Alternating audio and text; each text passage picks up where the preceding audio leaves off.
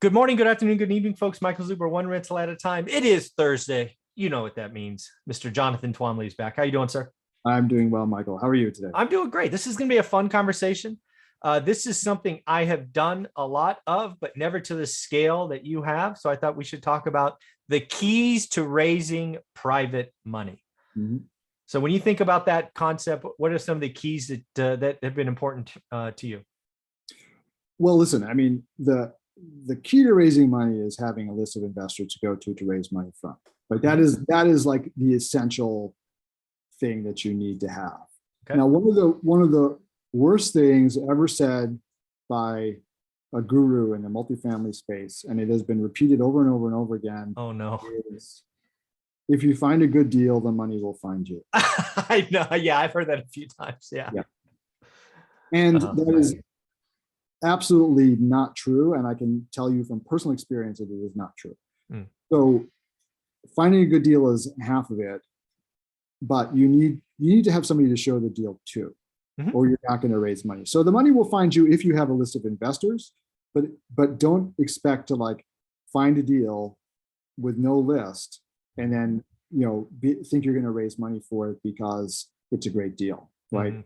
It's just not the way it works. You have to have not just a list of people, you have to have a relationship with your list of people so that when you bring them a deal, they already trust you, they already believe what you say about the deal, and they're ready to open their wallets. And that is I'll be honest with you, this is not a quick process, right? This takes time. You're going to start with friends and family because that's the people that you know, and those are the people who already trust you, and they trust you based on what you've done before. Right, so they figure, okay, well, I know Jonathan, he's not an idiot. He's been successful in the past, so he'll probably be successful at this, so I'm willing to take a chance. But you'll quickly run out of those people, right? And you need to pursue a number of different strategies to build a list of investors. So one is, you can do it the old-fashioned way, which absolutely still works. You can go and meet one person at a time and ask them for a referral. And sit at Starbucks all day and just have one meeting after another, or if you're lucky. I mean, more likely it'll be like 1 or 2 meetings a week when you get started, but you're just building your list of people who may be interested. Yeah. You can start growing things like doing meetups. I think hosting a meetup is a great way to do it. Attending meetups, not so much. Right. You are there, you and everybody else is there trying to do the same thing. But if you host a meetup consistently, regularly, for a period of time, you can build a list that way. You can do it on social media the way I have. You can do it with a podcast. There are many, many different ways that you can build a list of investors. But if you don't do that first, you won't raise any money. So what I always say is you need to dig your well before you get thirsty. Right? Oh, dig your well before you get thirsty. I like that. You need to dig the well before you need the water, right? Yeah. If you wait till you need the water, it's going to be way too late. You'll die of thirst. So you got to build that list. Then the other thing that you have to understand is half of the people who say that they're going to invest with you never will. Oh, exactly. Yeah.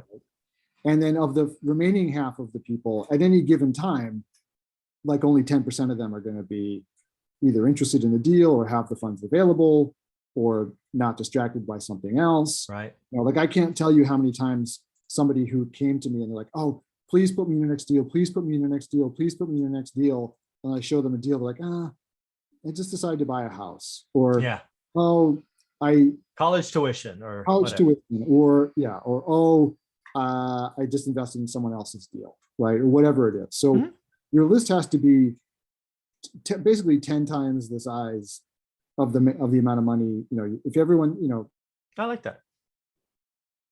Basically, if you have soft commitments of $5 million, you should expect that you can raise $500,000, right? So, maybe you'll raise more, and then the more you do this, the more sort of stuff comes out of the woodwork. Like, you start having people call you up and say, "Hey, I have a 1031 I need to do. Can you help me?" Right. Stuff like that comes out of the blue, but that stuff you can't count on. Like you can't count on somebody showing up with a 1031. Right. Yeah. So you have to build a big list. It's just a numbers game. That's really the key to raising money. Yeah. So for me, it was funny. I never tried, or still to this day, I've never asked for private money. I started raising private money for the first time by a happy accident. It's 2010. The residential market is turns out to be the best ever, but most people were afraid. Yeah. All I did is I had a blog at the time. Well, YouTube, at least maybe it was around, maybe it wasn't. I don't know. I wasn't on it. I was something called Wealth Building Pro, and I was just documenting what we were buying. So I bought it for cash. I fixed it up. Then I put on some, some expensive money, hard money, but it all cash flowed because I was buying stuff for land value. I did that like 12 or 13 times. And suddenly my friends, my network is like, hey, I see you're paying X and Y. And I got all this money sitting in a money market because I pulled everything out of the market. I'm afraid. And now I'm earning, 0.1%. Can I help you? People ask me, I raised $3-4 million in 2010, 11 by accident. Yeah. But the key was, right, to your point, right? I dug the well, not knowing that's what I was doing, was just, I was documenting success, right? I was documenting the purchase. I was documenting the 4-week remodel. I was documenting the end result. I was documenting, the tenant moving in. I was doing BRRRR before, buy, repair, rent, refi, repeat, before it was a thing. And, suddenly money showed up. When you have the ability and track record, it's amazing. And then what happened once, like you said, right? Once my little network expanded, then they started referring people. Yeah. It was, that's how you do it, right? Fun, getting referrals and you get further referrals. And so, but I can't tell you how many people I've told to do exactly what you did. Almost nobody does it, right? I always tell them, I always say, people are like, well, how do I build? I have no track record. How do I build a following? How do I build a list? And I say, take them on your journey with you. Exactly. Go out and be upfront and say, I'm starting out. I don't know what I'm doing, but I'm just going to document all this stuff and come along for the ride and enjoy the story. And what will happen is that people will respond. And it's amazing. You'll start out with 1 follower and 2 followers, and you'll think like, oh, this is pointless. What am I doing this for? If you stop there, that's a mistake. If you keep on doing it, you'll be surprised. Like my Facebook group started out with, a handful of people. It's now 12,000 people, right? Because I just kept on posting and engaging and giving value and, created a forum for people. And that's awesome. That's how you do it without any real expectation that it would grow that big, but it does. And I think if you do it with a YouTube channel or do it with a podcast, it's all of it's the same. Or meetup groups. I mean, I know people who have meetup groups with hundreds of members, and even though most of the people never show up at meetings, they can tap them for funds when they're raising money.